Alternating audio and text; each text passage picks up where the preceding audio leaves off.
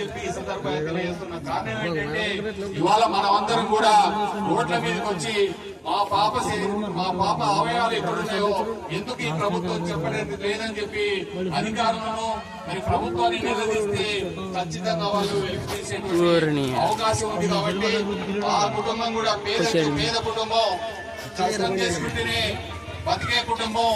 ఆ కుటుంబంలో 2 ఆడపిల్లలు, ఒక అమ్మాయి చనిపోయింది, ఇంకొక అమ్మాయి ఉంది. వాళ్ళని కూడా రేపు నంద్యాలకు రమ్మని చెప్పడం జరిగింది. వాళ్ళ కోసం నేను కూడా కేసు పెట్టించుకోవడం జరిగింది. ఈ మధ్యనే నేను వాళ్ళ ఊరికి వెళ్ళడం జరిగింది. ఆ ఊర్లో ఎక్కడో పడేశారంటే అక్కడ కూడా ఎత్తుకోవడం జరిగింది.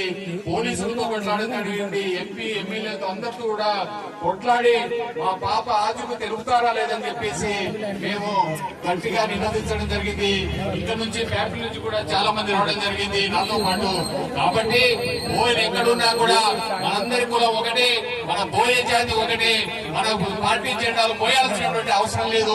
కాషాయ జెండే మన జెండా, అదే మన కుల జెండా. ఆ జెండాను పట్టుకుని మన న్యాయం కోసం ఎక్కడికైనా పోరాటం చేయడానికి మీ ముందు మేము ఉంటాం ఖచ్చితంగా.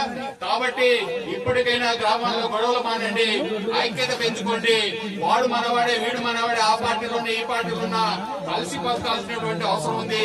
మన శివాన్ని వచ్చి వేరే కులముడు మోయడు కదా, మనమే మోసుకుంటాం. కాబట్టి ఖచ్చితంగా ఇప్పటికైనా ఈ గ్రామాల్లో శాంతియుత వాతావరణం, ఐక్యత పెంచుకోవాల్సినటువంటి అవసరం ఉంది అని చెప్పి తెలియజేస్తూ, నా పేరు పులికొండన్న, మహర్షి వాల్మీకి రిజర్వేషన్ ప్రజా సమితి రాష్ట్ర అధ్యక్షుడిగా నేను పనిచేస్తా ఉన్నా.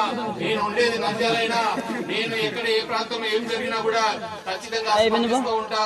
ఎవరితో అధికారులను నిర్దేశించడానికి సిద్ధంగా ఉంటా అని చెప్పి తెలియజేస్తూ, భవిష్యత్తులో ఐక్యత వైపు పయనిస్తారని చెప్పి, ఈ శబాస్పురంలో శబాస్ అనిపించుకునేలా కులం ఐక్యత ఉందిరా అని చెప్పి మీరందరూ కూడా నిరూపిస్తారని చెప్పి ఇప్పుడే డిఎస్పీ గారికి కూడా